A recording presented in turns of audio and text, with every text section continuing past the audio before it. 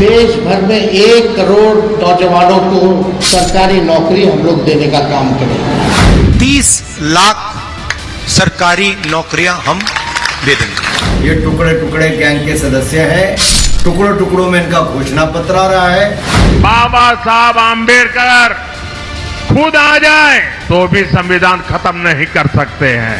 मोदी है तो अब की बार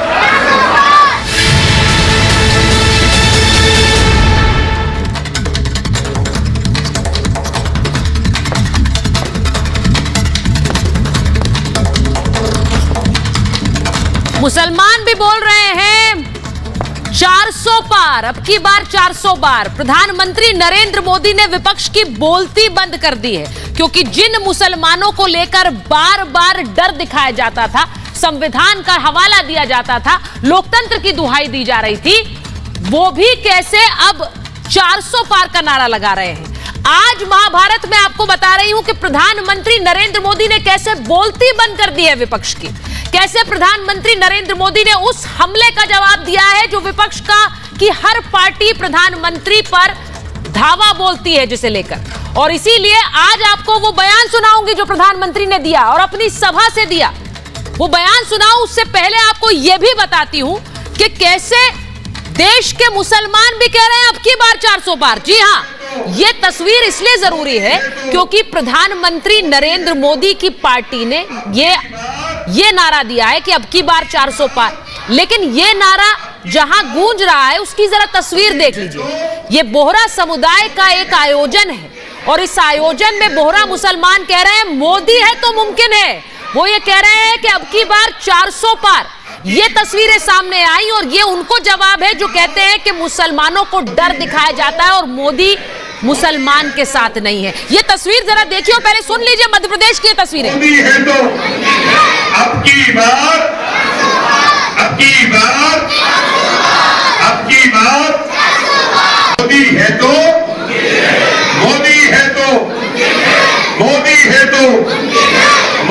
तो अब की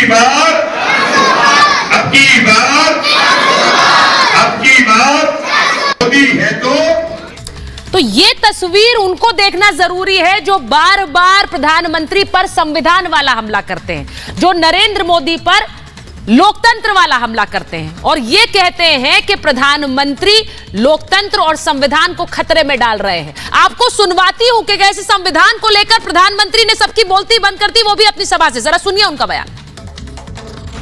जब भी चुनाव आता है संविधान के नाम पर झूठ बोलना ये इंडिया अलायंस के सब साथियों की फैशन बन गई है। बाबा साहब और संविधान का अपमान करने वाले कांग्रेस और इंडिया अलायंस के झूठों से, उनकी गपबाजी से सावधान रहने की जरूरत है।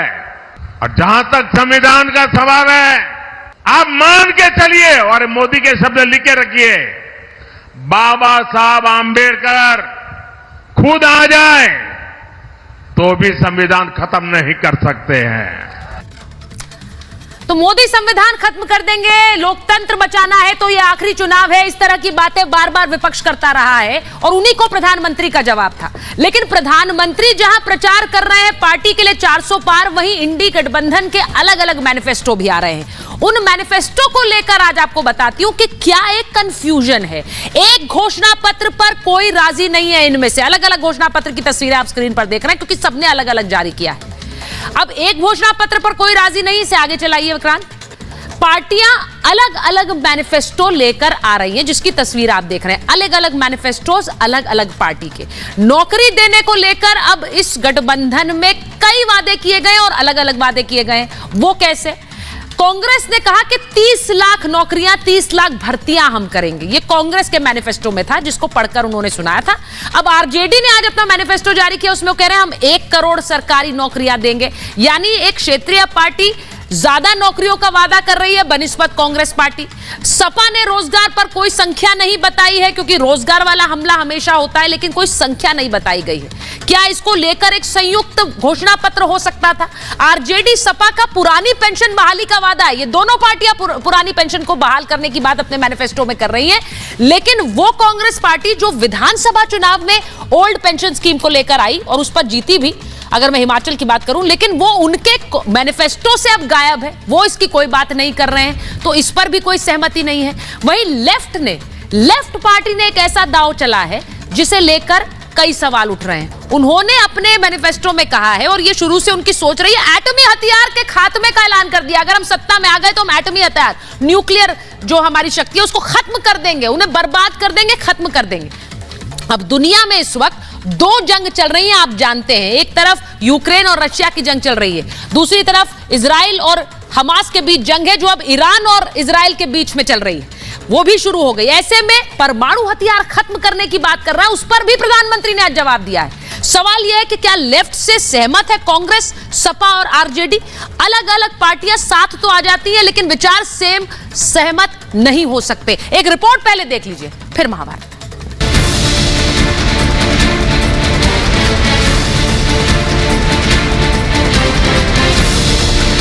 मोदी है तो अब की बार। कौन है जो भारत की ताकत को दुनिया के सामने कमजोर करना चाहता है? कौन है जो हिंदुस्तान की परमाणु बम खत्म करना चाहता है? मोदी ने इसका जवाब इंडिया अलायंस बताया। इंडिया अलायंस का कहना है कि हम भारत के परमाणु हथियार नष्ट कर देंगे, दरिया में डुबो देंगे। परमाणु हथियार समाप्त करना, इसकी सोच समाप्त करना चाहता है इंडिया अलायंस। ये कैसा गठबंधन है जो भारत को शक्तिहीन करना चाहता है? क्योंकि विपक्षी गठबंधन की पार्टी सीपीएम ने अपने घोषणा पत्र में परमाणु हथियारों को नष्ट करने का ऐलान कर दिया, वो भी उस समय में जब दुनिया में दो महायुद्ध चल रहे हैं। एटम बम बनाना या परमाणु से संबंधित जो सारे इंस्टीट्यूट्स वगैरह हैं, भाभा इंस्टीट्यूट वगैरह, ये सब तो नेहरू जी और इंदिरा जी के समय का है। तो मुझे आश्चर्य होता है कि कुछ भी अनाप शनाप प्राइम मिनिस्टर बोलते हैं। परमाणु बम खत्म करने के दावे से लेकर घोषणा पत्र तक इंडी गठबंधन कंफ्यूज है, क्योंकि 25 से ज्यादा पार्टियां एक मैनिफेस्टो भी नहीं ला पा रही हैं। सब अलग अलग वादे कर रहे हैं। सरकार में आने के एकदम बाद हमारा पहला काम होगा कि 90% को 30 लाख सरकारी नौकरियां हम दे देंगे। अगर हमारी इंडिया अलायंस की सरकार बनेगी तो देश भर में 1 करोड़ नौजवानों को नौकरी, सरकारी नौकरी हम लोग देने का काम करेंगे। ना इनकी सोच एक है, ना इनका नेता एक है, ना इनकी नीयत एक है, और नीयत में खोट तो साफ नजर आता ही है। ये टुकड़े टुकड़े गैंग के सदस्य हैं, टुकड़ों टुकड़ों में इनका घोषणा पत्र आ रहा है, भारत के टुकड़े टुकड़ों में सोच इनकी सामने नजर आती है। आरजेडी के परिवर्तन पत्र के जरिए सत्ता में आने का प्लान है, मगर विपक्ष का टारगेट है मोदी। मोदी हटाओ, और मोदी हटाने के लिए जो हथियार बार बार इस्तेमाल होता है वो है मोदी पर लोकतंत्र हटाने का, संविधान मिटाने का आरोप, चुनाव खत्म करने का आरोप। ये चुनाव हिंदुस्तान को बचाने का, संविधान को बचाने का, और जो गरीबों का हक है, किसानों का हक है, उसको बचाने का चुनाव है।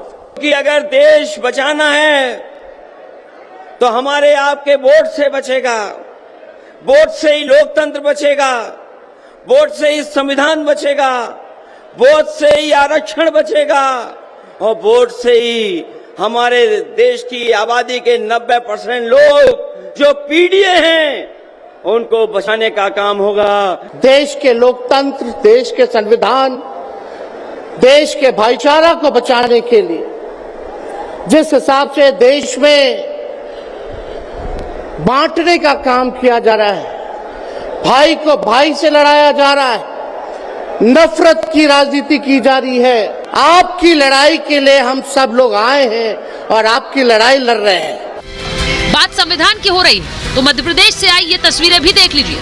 भोपाल की मस्जिद में मोदी मोदी के नारे लग रहे हैं। मुसलमान भी मोदी को 400 पार कराने की बात कर रहे हैं। बीजेपी प्रत्याशी आलोक शर्मा के समर्थन में बोहरा मुसलमानों ने कहा कि मोदी है तो मुमकिन है।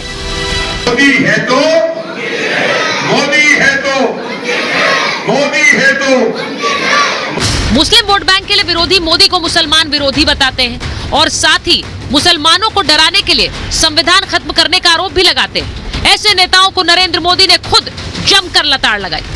और जहां तक संविधान का सवाल है, आप मान के चलिए और मोदी के शब्द लिख के रखिए, बाबा साहब आंबेडकर खुद आ जाए तो भी संविधान खत्म नहीं कर सकते हैं। ये मोदी है जिसने बाबा साहब से जुड़े पंच तीर्थों का विकास किया। इसलिए बाबा साहब और संविधान का अपमान करने वाले कांग्रेस और इंडिया अलायंस के झूठों से, उनकी गपबाजी से सावधान रहने की जरूरत है। मोदी हमलावर है तो गठबंधन कंफ्यूज्ड है। क्या यही फर्क देखकर जनता मोदी को 400 पार पहुंचाएगी और हटाओ ब्रिगेड को घर बिठाएगी? Bureau report, Republic Bharat. मेरे साथ बीजेपी के प्रवक्ता सिद्धार्थ यादव जी जुड़ रहे हैं, अवधेश कुमार जी वरिष्ठ पत्रकार स्टूडियो में हैं, प्रेम कुमार जी वरिष्ठ पत्रकार स्टूडियो में हैं, अजीज खान साहब राष्ट्रीय प्रवक्ता समाजवादी पार्टी जुड़ रहे हैं, प्रियंका भारती प्रवक्ता आरजेडी जुड़ रही हैं। बहुत बहुत स्वागत आप सभी का। अजीज खान साहब, ईद आपने मना ली है, आपको ईद मुबारक उस दिन नहीं कहा, आज कह देती हूँ। आप ईद भी मना रहे थे और क्या, उनकी आवाज नहीं आ रही, जरा आवाज दीजिए। अजीज खान साहब, ये जो आपने तस्वीर देखी अभी, ये तस्वीर एक तरह से एक सवाल खड़ा करती है कि बार बार आपकी पार्टी जो कहती है कि मुसलमानों पिछड़ों को बहुत सताया जा रहा है, मुसलमानों को एक डर दिखाया जाता है, आज वहीं से आपके लिए तस्वीर आई है अजीज खान साहब, खास तौर से जहां बोहरा समुदाय में नारे लग रहे हैं अब की बार 400 पार। जी सुचित्रा जी, सबसे पहले तो ईद की बहुत बहुत बधाई आपको और हमारे सारे पैनलिस्टों को, उसके साथ साथ देश के जितने भी हमारे साथी हैं, देशवासी हैं, सबको बहुत बधाई और बहुत बहुत आशीर्वाद। देखिए, आपने बेहतर बात कहा कि आज नारा मैं सुन रहा था अभी जी की बार 400 पार लोग लगा रहे हैं नारा, नो डाउट लगा रहे हैं और मुसलमान समाज बहुत खुश है क्योंकि मुसलमान समाज को बहुत सारी चीजें मिल गई हैं, बिल्कुल मिली हैं, नो डाउट, हम इस बात को एडमिट कर रहे हैं। भाई, आज मुस्लिम समाज को तमाम टिकट दिया जा रहा है, राज्यसभा का मेंबर बनाया जा रहा है, कई मंत्री परिषद दे दिए गए, मंत्रिमंडल में बड़ा जगह दिया गया है, बहुत सारी चीजें दी गई हैं, इसमें कोई दो राय नहीं, आरक्षण दे दिया गया, तमाम तरीके की सुविधाएं दी गई हैं, तो मुसलमान खुश क्यों नहीं होगा? और मुसलमान तो 400 पार का नारा क्यों नहीं लगाएगा? अगर खुश है तो 400 पार का नारा लगाएगा। एक बात आप जान लीजिए सुचेता जी, ये ढोंग करने से, इवेंट मैनेज करने से कुछ नहीं बनने वाला। अगर वाकई में मुसलमानों का हित करना रहा या हित करने का मकसद रहा माननीय मोदी जी का, तो इनको करना चाहिए, नहीं बल्कि मुसलमानों के नाम पे तो इन्होंने नफरत पैदा किया है, खाई खोद दिखाई, भाई को भाई से, पड़ोसी को पड़ोसी से जुदा कर दिया। आज ये हालात है। नो डाउट कि मुसलमान समाज इस देश का बहुत संभ्रांत नागरिक है, इस देश का एक कहीं ना कहीं एक सम्मानित नागरिक है, उसकी बड़ी हिस्सेदारी है। लेकिन जब से ये सरकार आई है, उसने सिर्फ क्या कहा, साहब हम कपड़ों से पहचानते हैं, एक मुस्लिम समाज कपड़ों से पहचाना जाता है? देखिए, सवाल मुस्लिम और हिंदू का नहीं है, आज हर समाज कहीं ना कहीं पीड़ित है। अभी बात संविधान। अजीज खान साहब, ये जो नारे लग रहे हैं आपकी बार 400 पार, इसके बाद इमरजेंसी मीटिंग्स तो नहीं हो रही हैं, खासकर उन पार्टियों में जो एमवाई समीकरण की बात कर करके सत्ता में आई हैं। मुझे आप कह रहे हैं स्पॉन्सर्ड है, आपने कहा ये स्टेज कर रहे हैं। नहीं। अगर ये स्टेज कर रहे हैं, नहीं, ये तस्वीरें आपको तस्वीरें सही नहीं लगती, ये उनसे बुलवाया जा रहा है क्या? नहीं, मैंने सुचेता जी कहा ही नहीं, मैंने तो कहा मुस्लिम समाज खुश है, अच्छी बात है, कहना चाहिए, बिल्कुल कह रहा है, हम उसमें कोई कटाक्ष कर ही नहीं रहे। लेकिन हम ये कहना चाहते हैं कि आज जो पूरे देश का सिनेरियो है, आज चुनाव कहां पर जा रहा है, इस पे देखना बहुत इंपॉर्टेंट है। अभी रिसेंटली CSDS का सर्वे आया है, सर्वे आया है, उस सर्वे में क्या निकल के आया है?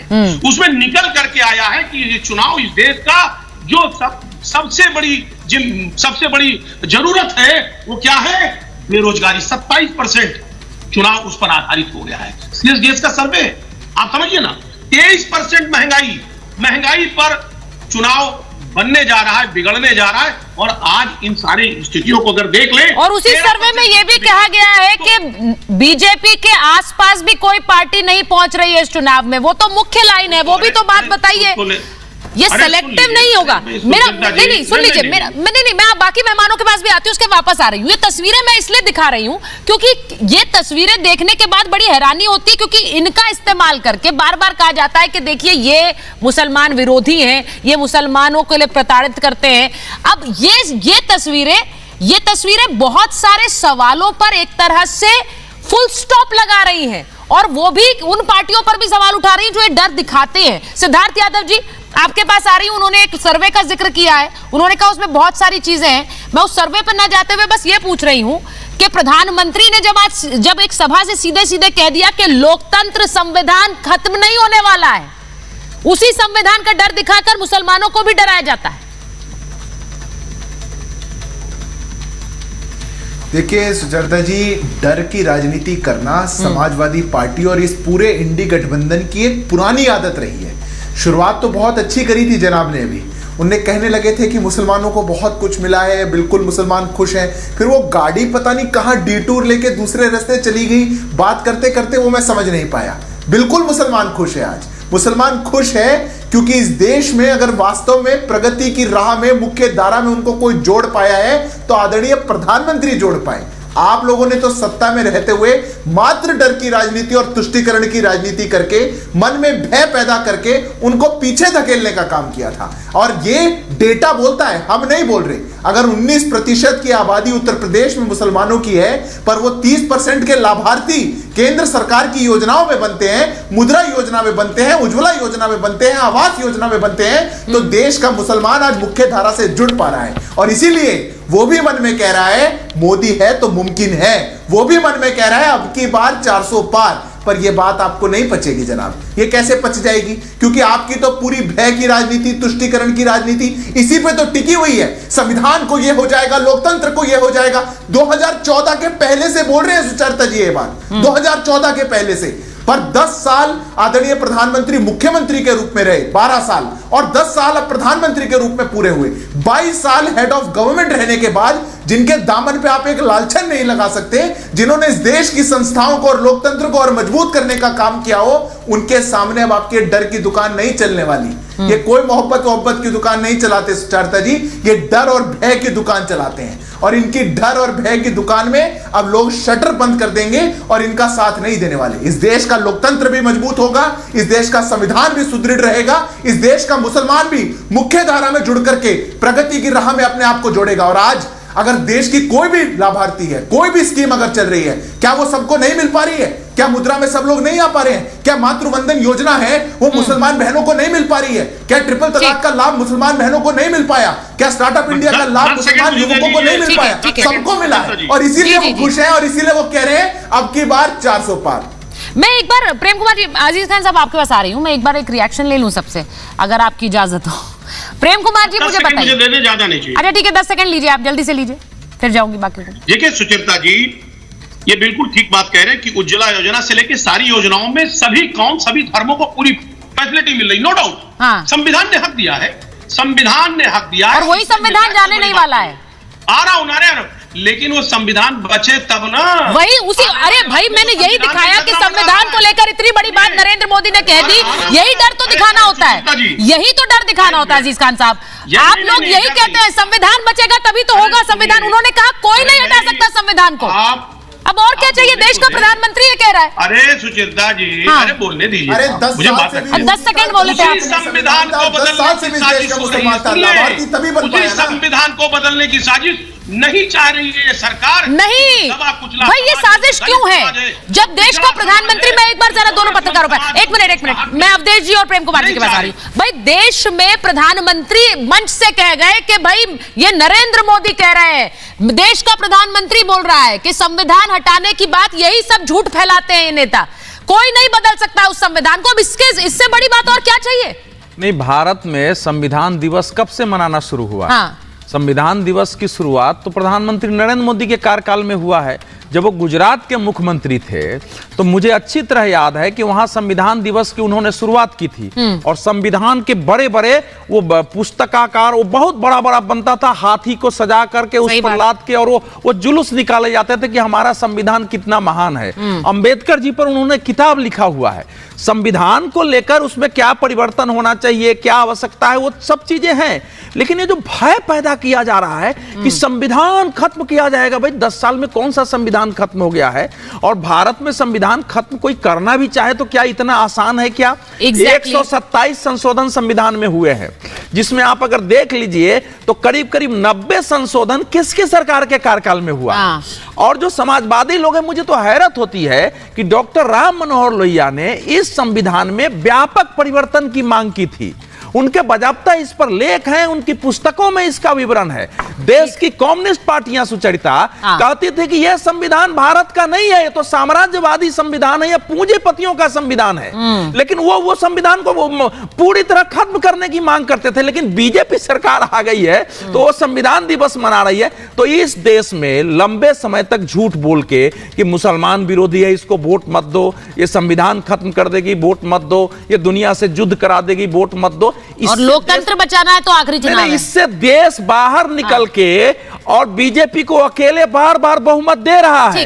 तो अब ये अंतिम अस्त्र हो रहा है ललहार करके। लोकतंत्र बचाना है तो ये आखिरी चुनाव है, ये कह रहे थे भाई राहुल गांधी ने यही कहा था। ये आखिरी नारा है। किया। मैं एक बार पूछ रही हूँ क्योंकि मुझे उसके बाद प्रियंका जी और प्रेम कुमार जी आपके पास आ रही हूँ। पहले बताइए प्रेम कुमार जी, आपके नेता तो ये भी कह रहे हैं, अब वहाँ कांग्रेस के नेता कह रहे हैं, इमरान मसूद कह रहे हैं कि अगर ये चुनाव जीत गई तो पहला इलाज तो मेरा और तुम्हारा हो जाएगा, पहला इलाज मेरा और तुम्हारा हो जाएगा। अब मुझे ये बताइए, यही तो होता है, उनके लिए ही है ये वीडियो जो आया है अब की बार 400 पार जो बोहरा समुदाय से आया है? देखिए, सबसे पहले तो मैं प्रधानमंत्री जी ने जो कहा है उस पर बोलूंगा। उन्होंने कहा, उन्होंने पता नहीं क्यों बाबा साहब अंबेडकर को चुनौती देने की उन्होंने ठान ली। चलिए, कहा कि बाबा साहब अंबेडकर भी आकर के इस संविधान को नहीं बदल सकते। भाई बाबा साहब अंबेडकर ने आपका क्या बिगाड़ा है नरेंद्र मोदी जी? बिना बाबा साहब अंबेडकर को चुनौती दिए हुए आप संविधान नहीं बचा सकते थे क्या? क्या नहीं बचा सकते हैं संविधान? बाबा साहब अंबेडकर को आपने जो चुनौती दी है, ये आप एक गलत संदेश दे रहे हैं, एक गलत मैसेज क्रिएट कर रहे हैं। अब आप उसके बगैर भी संविधान बचा सकते हैं। प्रेम कुमार जी, अब कान इधर से पकड़ना है या सीधा पकड़ना है वाली हालत हो रही है। कैसे? आप ये बाबा साहब अंबेडकर एक तरफ वो संविधान को बचाने की बात कर रहे हैं और आप उसमें शब्दों पर जा रहे हैं, वो शब्दों पर जा रहे हैं। उनका मतलब क्या है?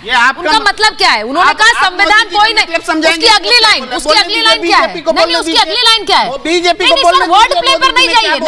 नहीं, इसका मतलब नहीं, उन्होंने क्या कहा? उन्होंने कहा संविधान जाने वाला। उन्होंने अगली लाइन में कहा कि उन्होंने अगली लाइन में ही कहा कि बाबा साहेब अंबेडकर ने जो संविधान लिखा उसे कोई नहीं हटा सकता। आप मुझे अगली लाइन मैं कह रहा हूं कि उन्होंने बाबा साहब अंबेडकर को चुनौती देने का काम क्यों कैसे दे दी चुनौती? क्यों किया? बाबा साहब अंबेडकर भी होते तो इस संविधान को नहीं बदल सकते थे क्या? बाबा साहब अंबेडकर का नाम लिए बगैर आप वर्ड प्ले कहते हैं सर, इसे वर्ड प्ले का विरोध किए बगैर आप संविधान की रक्षा नहीं कर सकते। आप 5 साल के लिए चुने गए हैं नरेंद्र मोदी जी, दोबारा जनता देगी तो 5 साल और हुए, तीसरी बार देगी तब देगी। लेकिन बाबा साहब अंबेडकर को पूरा देश मानता है। पहले आप बोलते रहे कि संविधान खराब, नहीं, पहले आप ये बोलते जा रहे हैं कि संविधान खराब कर देंगे, संविधान हटा देंगे। निकालते हैं हम। अगर सुनिए प्रेम जी, अगर मैं ये कहूं कि भगवान भी आकर के ये नहीं बदलेंगे तो मैं भगवान को चुनौती देता हूं क्या? भगवान भी आके ये नहीं बदलेंगे तो मैं क्या भगवान को चुनौती देता हूं? विधाता भी इसका भाग नहीं बदलेंगे तो क्या विधाता को चुनौती होती है? यह तो उस व्यक्ति को महान बताना हुआ कि जिस व्यक्ति ने संविधान बनाया है वो भी अब इस देश में संविधान नहीं बदलेगा। यानी इतना महान व्यक्ति जब नहीं बदलेगा तो मैं कौन होता हूं बदलने वाला? अब आप उसको जो है खींच करके सर आपके पास सुनिए, बाबा साहेब अंबेडकर को पहली बार नरेंद्र मोदी सरकार ने सम्मान दिया। सुनिए, उनके 5 स्थलों को तीर्थ स्थल घोषित किया। लंदन में जमीन खरीद के उनके जहां स्थान था उसको स्मृति बनाया है, मुंबई में बनाया है, मऊ में बनाया है, दिल्ली में अंतर्राष्ट्रीय केंद्र बनाया है। तो बाबा साहेब अंबेडकर का नाम सब लोग लेते थे। तालियां बजा करके कृषि कानून वापस ले लिया। आप दोनों तो प्रेम कुमार जी रोज हो रही है। प्रेम कुमार जी, और आप राजनीतिक दल के प्रवक्ता इतना नहीं चिल्लाते हैं जितना आप चिल्ला रहे हैं। प्लीज, आप तो पत्रकार हैं। नहीं, मैं आप दोनों से कह रही हूँ, वो दोनों भी आराम से बात कर रहे हैं, तो एक दूसरे के ऊपर बात करने वाली बात नहीं है ना। एक एक करके बात कर लीजिए। मैं एक बार कंचना जी, मैं एक बार प्रियंका जी के पास जा रही हूँ। एक शब्द नहीं बोलूंगा। नहीं, मैं सिर्फ ये कह रही हूँ, आपकी बात कैसे जाएगी अगर आप पर अवधेश जी बोलेंगे और अवधेश जी की बात पर आप बोलेंगे? ये बस सीधी सी बात है। सिद्धार्थ जी और अजीज खान साहब, मैं बोल रहा था भाई, राजनेताओं को आती है ये आदत आप लोग मत लगाइए। मैं बस ये कह रही हूँ। एक बार प्रियंका जी के पास जा रही हूँ। प्रियंका जी, एक और, क्योंकि हम बहुत सारे मुद्दों पर बात कर रहे हैं, जो बात आज ये मैनिफेस्टो की हो रही है। अब मैनिफेस्टो को लेकर बहुत सारी बातें हैं, अलग अलग पार्टियों की बातें हैं। आप लोगों ने ओल्ड पेंशन स्कीम की बात कही, कांग्रेस के मैनिफेस्टो से वो नदारद है। आप लोगों ने 1 करोड़ नौकरियों की बात कर दी है। 1 करोड़, उसका कोई रोड मैप है 1 करोड़ नौकरियों का? क्योंकि कांग्रेस जो नेशनल पार्टी है वो 30 लाख नौकरियों की बात कर रही है, आप 1 करोड़ की बात कर रहे हैं। प्रियंका जी। सुचारिता जी, सबसे पहले तो मुझे समस्या इस बात से है कि आपने हमारे नाम के ऊपर लिखा है बदलाव की आस, और उधर लिखा है मोदी पर विश्वास। वहां लिखिए मोदी की आस और हमारे ऊपर लिखिए बदलाव की विश्वास, क्योंकि हमें विश्वास है कि यह सब कुछ बदलने जा रहा है। 2024 का चुनाव देश की दिशा तय करेगा। और आप जब मैनिफेस्टो की बात कर रही हैं, क्यों मोदी जी पे सवाल नहीं खड़े हुए? 2 करोड़ रोजगार का जुमला फेंके थे, बड़ा जोर जोर से लोग लोक रहे थे, और लोके ऐसा कि 2 करोड़ से 10 साल 20 करोड़, कुछ नसीब नहीं हुआ। आज जब हम 1 लाख की बात कर रहे हैं, आपने देखा कि 30 लाख जो रिक्त पद है, जो खाली पद है, हम उसको भरेंगे पहली कलम, और बाकी जो 70 लाख उसको हम सृजन करेंगे। क्योंकि जो रेलवे को इन लोगों ने प्राइवेटाइज कर दिया है, जिस क्षेत्र को प्राइवेटाइज किया है, उसको हम प्राइवेटाइजेशन के चंगुल से बाहर निकालेंगे और वहां पर हम रोजगार का सृजन करेंगे। और ये पहली बार नहीं है कि जब तेजस्वी जी पे सवाल खड़ा हो रहा है। जब पिछले बार 2020 में भी बोले थे ना 10 लाख नौकरी देंगे, यही नीतीश कुमार जी कह रहे थे पैसा कहां से लाओगे, जेल से लाओगे, करके दिखाया। 17 महीने का समय मिला, हमने 5 लाख नौकरी दी, सरकारी नौकरी। पकौड़ा तलो अभियान देश को नहीं दिया हमने, सरकारी नौकरी दी, वो करके दिखाया, और वो पूरा विश्व पर रिकॉर्ड बना। 1 लाख नियुक्ति पत्र गांधी मैदान में बांटे गए। मोदी जी ने क्या किया? देश को बेरोजगारी में 87% युवा आज भी बेरोजगार दर पर दर भटक रहे हैं। ILO का डेटा बता रहा है कि गांव में 82% युवा आज भी बेरोजगार हैं। कौन बनाया बेरोजगार इनको? आपके बेटे जो होंगे BCCI में जा सकते हैं, लेकिन आम जो गरीब जनता है वो बेरोजगारी का दंश क्यों झेले? क्योंकि वो गरीब है, यही उसका अपराध है। अच्छा प्रियंका जी, आप जो कह रही हैं कि आपके बेटे यहाँ जा सकते हैं, ये वाला सवाल तो आपसे भी पूछा जा सकता है, आपकी पार्टी से खासकर, क्योंकि जिस पार्टी में सारे बच्चे चुनाव लड़ रहे हैं वहां पर बाकी पार्टियां भी कहेंगी ये बात। ये आरोप आपकी पार्टी पर कई बार लगता है परिवारवाद का। हालांकि मैं उस पर डिबेट आज नहीं कर रही हूं, लेकिन नौकरियों की बात आपने कही है, ये बड़ी अच्छी बात है। लोग अगर नौकरियों के तरफ देख रहे हैं तो वो 1 करोड़ नौकरी है। आप लोगों ने ऐसा एक टारगेट रखा। 1 करोड़ कोई छोटा मोटा नंबर नहीं होता है। नंबर को लेकर तो अजीज खान साहब की पार्टी ने कुछ कहा ही नहीं अपने मैनिफेस्टो में कि कितनी नौकरियां देंगे। अजीज खान साहब, मैं इसलिए कह रही हूं 1 करोड़ नौकरी वादा तो कर दिया है, उसका रोड मैप होता है, क्योंकि इस समय ऐसा लग रहा है वादों की झड़ी लगा दो कि कोई भी वादे में जनता फंस के बोले कि हमें तो मोदी को हटाना है, हमें तो ये पार्टी चाहिए। क्या ये हो रहा है इस वक्त अजीज खान साहब? 1 करोड़ नौकरी आपने कितनी कही है अपने मैनिफेस्टो में? मुझे क्योंकि आंकड़ा नहीं मिला। नहीं, बिल्कुल ठीक कह रही हैं। देखिए सुचेता जी, हम लोग जुमलों की बात नहीं करते, हम वादे वो नहीं करते जो जुमलेबाजी हो। तो ये जुमलेबाजी 1 करोड़ नौकरियां, 1 करोड़ नौकरी के जुमलेबाजी है भाई। आप सुनिए ना, पहले बता दीजिए 1 करोड़ नौकरी जुमलेबाजी है क्या? अरे सुनिए ना, 1 करोड़ का रोड मैप तो बता दिया ना, बताया ना कि कैसे देंगे। तमाम जो बैकलॉग है वो भरे जाएंगे, तमाम नया सृजन होगा। निश्चित तौर पे 1 करोड़ देना कोई बहुत बड़ा काम नहीं है। बैकलॉग क्या 1 करोड़ है क्या अजीज खान साहब? अरे सुनिए, अब कैसी बात कर रहे हैं? सुनिए आप बोल रहे बैकलॉग भरे जाएंगे, 1 करोड़ नौकरियों का बैकलॉग है। अरे सुनिए भाई, अच्छा बोल लीजिए, चलिए मेरी बात सुन लो। हाँ, देखिए अगर मन में इच्छा है तो बिल्कुल दे सकते हैं। आज तमाम विभागों में तमाम नौकरियां ऐसी है जो भरी नहीं गई है, खाली जगह है। ये सरकार की इच्छा शक्ति ही नहीं है कि वो नौकरी दे, तमाम जगह खाली है। अगर ये वाकई में सरकार चाहती, उत्तर प्रदेश में आप समझिए कि करीब 70,000 वैकेंसी है सिर्फ प्राइमरी टीचर्स की। देना चाह रही सरकार? नहीं देना चाह रही है। इसलिए नहीं देना चाह रही क्योंकि इच्छा शक्ति नहीं है। बड़े बड़े वादे, बड़े बड़े जुमले।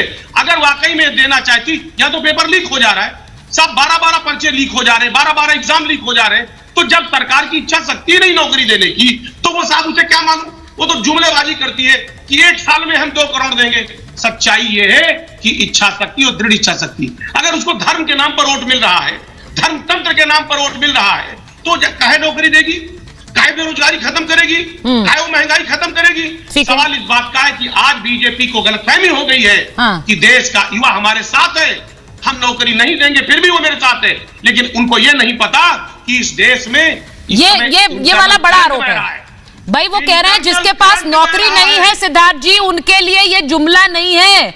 वो 1 करोड़ नौकरी का वादा पर भरोसा कर रहे हैं और वो कह रहे हैं कि इसीलिए आपको लगता है हम नौकरी नहीं भी देंगे तब भी बीजेपी के साथ है। ये बड़ा आरोप लगा रहे हैं वो आप पर। ये ओवर कॉन्फिडेंस तो नहीं है आप लोगों का?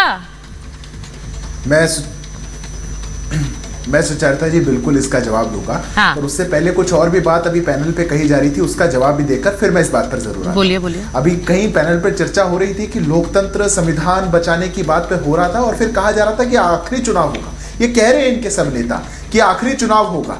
मैं कहता हूं ये ठीक कह रहे हैं, क्योंकि आखिरी चुनाव होगा भ्रष्टाचारियों के लिए, या आखिरी चुनाव होगा परिवारवादियों के लिए, या आखिरी चुनाव होगा टुकड़े टुकड़े कहने वालों के लिए, या आखिरी चुनाव होगा उन सभी ताकतों के लिए जो इस देश का विभाजन करना चाहती हैं, या आखिरी चुनाव होगा उन सभी लोगों के लिए जो इस देश को कमजोर करना चाहते हैं। निश्चित रूप से होगा सुचरिता जी, अब कोई दो राय नहीं बचे। बहुत दिन चले गए, वो लद लिए अब दिन जब ये लोग सोचा करते थे कि भारत का विभाजन भी कर लिया जाएगा, टुकड़े टुकड़े भी कर लिए जाएंगे और इसको कमजोर भी कर लिया जाएगा और कोई बोलेगा नहीं। तो बिल्कुल अपना बोरिया बिस्तर बांध लीजिए।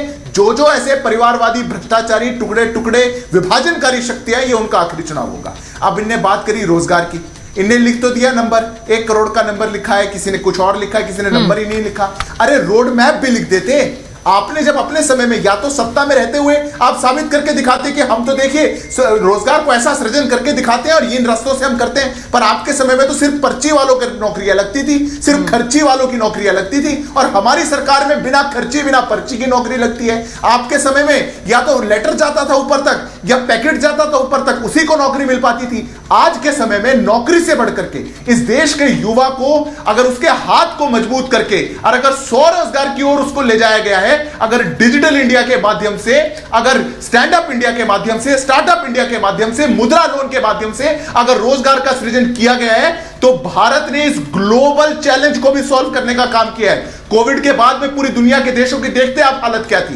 देखते कि वहां पे कैसे कैसे अनएम्प्लॉयमेंट को लेकर के कितना बड़ा क्राइसिस आया। पर भारत जो कि यंगेस्ट कंट्री है पूरी दुनिया की, वहां पर भी आज इस ग्लोबल चैलेंज का एक सोल्यूशन निकल करके आया। मात्र डिजिटल सेक्टर में 6.8 करोड़ का रोजगार सृजन हुआ है। आप ईपीएफओ का डेटा जाकर के क्यों नहीं देखते? कितने लोग हैं जिनका प्रोविडेंट फंड बना है, पर आप लोग ये नहीं देखना चाहेंगे क्योंकि आपके लिए मात्र ये एक नंबर है। अरे 1 करोड़ क्या 10 करोड़। मैं एक बार बड़ी खबर बता रही हूँ, बड़ी खबर बता देती हूँ। अखिलेश यादव का बयान आया है, नहीं चलता। बड़ी खबर बता रही हूँ। अखिलेश यादव ने कहा, बीजेपी पर उन्होंने आरोप लगाया है, कहा कि वो संविधान बदलना चाहते हैं। अब देख लीजिए अखिलेश यादव फिर वही वाला आरोप दोहरा रहे हैं। अंबेडकर के संविधान को वो बदल देंगे सत्ता में आए। अखिलेश यादव का ये बयान आया है, मैं इसी पर चर्चा कर रही थी और सोचिए इसी समय ये बयान आ रहा है। वो संविधान बदलना चाहते हैं, सत्ता में आएंगे तो अंबेडकर के संविधान को वो बदल देंगे, ये कह रहे हैं अखिलेश यादव। अब सोचिए, और 400 पार पर भी अखिलेश यादव ने सवाल उठा दिए हैं। ये सवाल तो बार बार विपक्ष उठा रहा है। कोई कह रहा है 200 भी नहीं पहुंचेंगे, कोई कह रहा है 150 पर अटक जाएंगे। अब उन्होंने कहा है कि एनडीए के 400 पार पर बहुत बड़ा सवाल है। ये अखिलेश यादव का बयान आया। अब मुझे जरा बता दीजिए, मैं अजीज खान साहब आपके पास तो आऊंगी, आपके नेता ने कही है बड़ी बात, उन्होंने फिर वही हमला कर दिया है, संविधान वाला हमला। मैं एक बार आपके पास आऊं अजीज खान साहब, उससे पहले जरा मैं अवधेश जी और प्रेम जी से ले रही हूं इस पर रिएक्शन। फिर से वही हमला, प्रेम जी फिर वही हमला। राहुल गांधी मैनिफेस्टो रिलीज में कहते हैं संविधान खत्म कर देंगे, ये भी वही कह रहे हैं संविधान बचेगा नहीं अगर मोदी आ गए इस बार।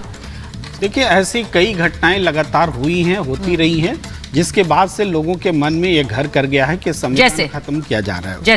जैसे मैं कहता हूं, जैसे ये पीएमएलए वाला एक्ट है, कैसे लाया गया था भाई, धन विधेयक के तौर पर लाया गया था, आपके पास राज्यसभा में बहुमत नहीं था, ले आए। 3 कृषि कानून कैसे लाया गया था, तालियां बजा के लाया गया था, राज्यसभा में वोटिंग तक नहीं कराई गई थी और इसके बाद उसको वापस भी लिया गया बिना चर्चा के। इसी तरीके से और भी कई कानून, भाई 147 सांसदों को आप संसद से बाहर निकाल करके आपने ऐसे तैसे बहुत सारे कानून पास कर दिए हैं और आपको कानून वापस भी लेने पड़ते हैं, ये भी हालात हैं। हमने दिल्ली में भी देखा है कि सुप्रीम कोर्ट एक फैसला कर देती है दिल्ली सरकार के अधिकार के बारे में और उसको ले जाकर के संविधान में संशोधन कर दिया जाता है। ये ऐसी बहुत सी चीजें हैं जिसके बाद विपक्ष आज मुख्यमंत्री हेमंत सोरेन, अरविंद केजरीवाल, तमाम विपक्ष के नेताओं को चुनाव के समय में जेल भेजा जा रहा है। यह भी संविधान में जो इक्वल लेवल फील्ड का जो सिद्धांत है उसका उल्लंघन है और निश्चित रूप से संविधान को खतरे में महसूस किया जा रहा है। क्या संविधान के इतर निर्णय लिए जा रहे हैं अवधेश जी? उन्होंने कहा कि ये सब कुछ जो हो रहा है मनमाने तरीके से, राज्यसभा लोकसभा में कोई वोटिंग नहीं, बिना उसके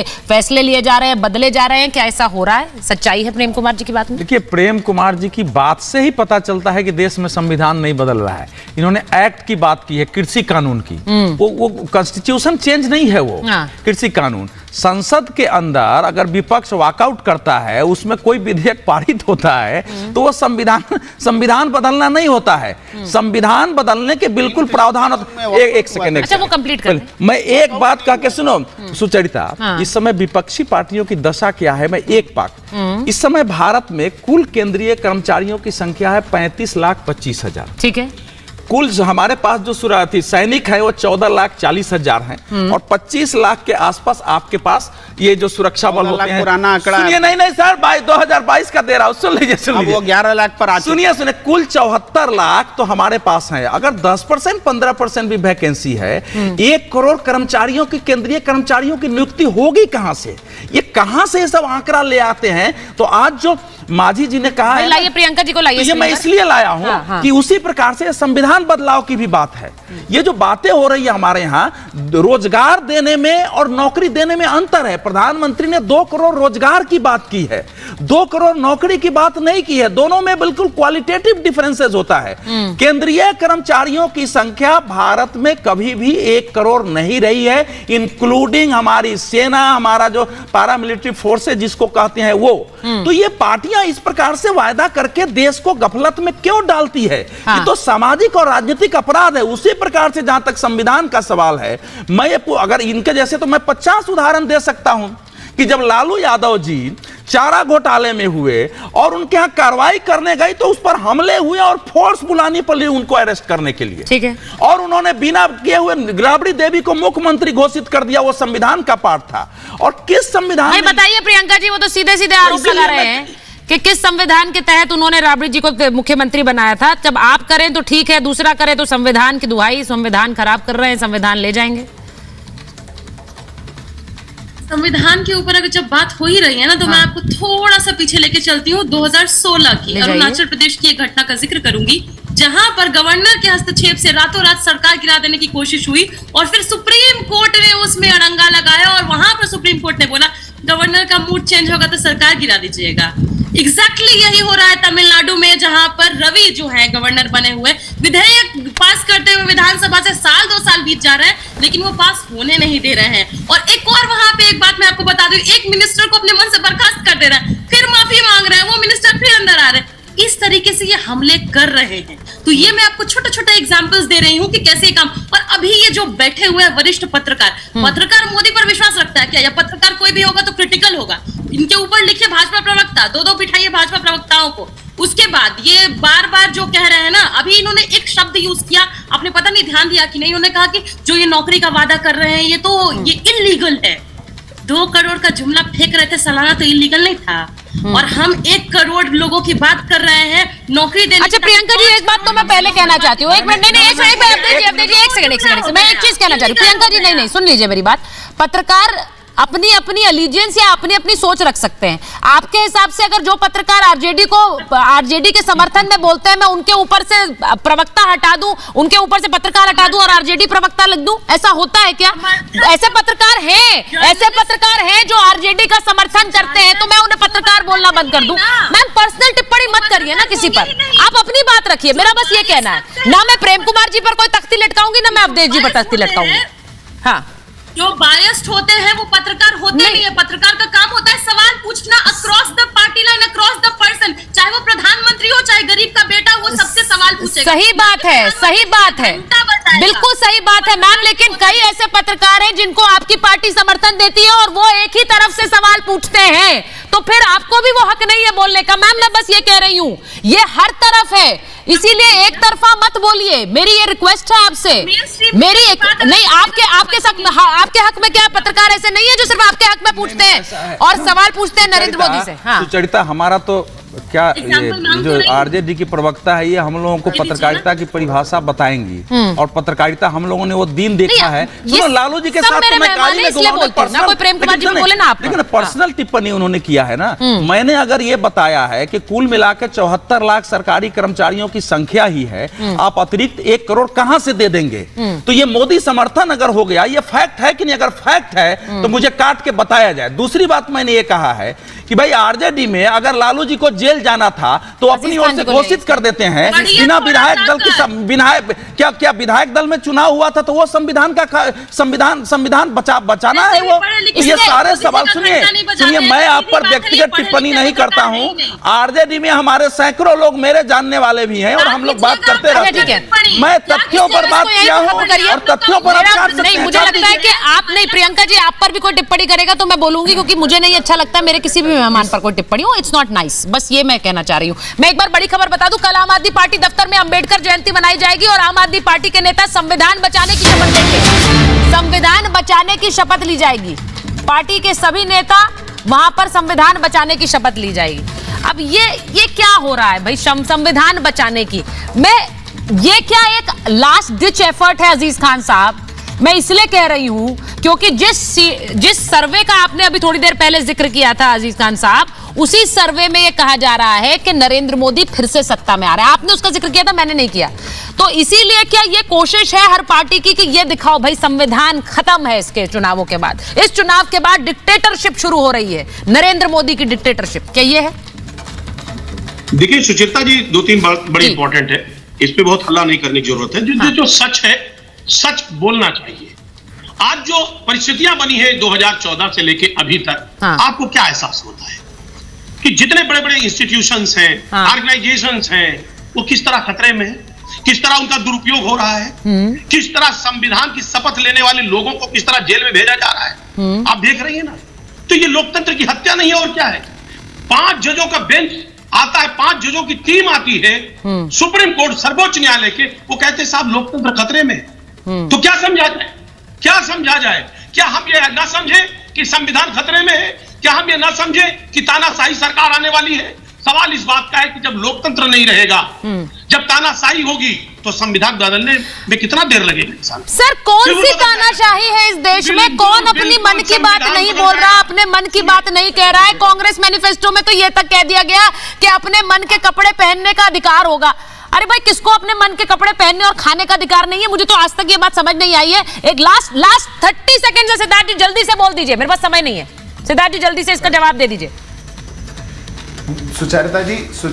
सुचरिता जी सच बोलने की बात हो रही थी, तो सच बड़ा कड़वा होता है, पर सुन लीजिएगा। आज तक आजादी के बाद से 132 बार हमारे देश में प्रेसिडेंट्स का रूल लगाया गया है आर्टिकल 356 के तहत। 93 बार कांग्रेस पार्टी ने लगाया है। पिछले 1 दशक में 4 बार का प्रेसिडेंट रूल लगाया है बस। अगर किसी दशक में सबसे कम वो लगा तो हमारे दशक में था। सुचरिता जी, हम लोग संविधान को बचाने के लिए सड़कों से लड़ती हुई बड़ी खड़ी हुई पार्टी है। हम लोगों ने इनके अत्याचारों के खिलाफ लाठियां खाई, गोलियां खाई, इमरजेंसी में इनके खिलाफ जेलों में गए, तब जाकर के हम यहां तक पहुंचे। और ये लोग संविधान की बात करते हैं। देख लीजिए, समय बहुत कम बचा है, चुनाव बिल्कुल सर पर है।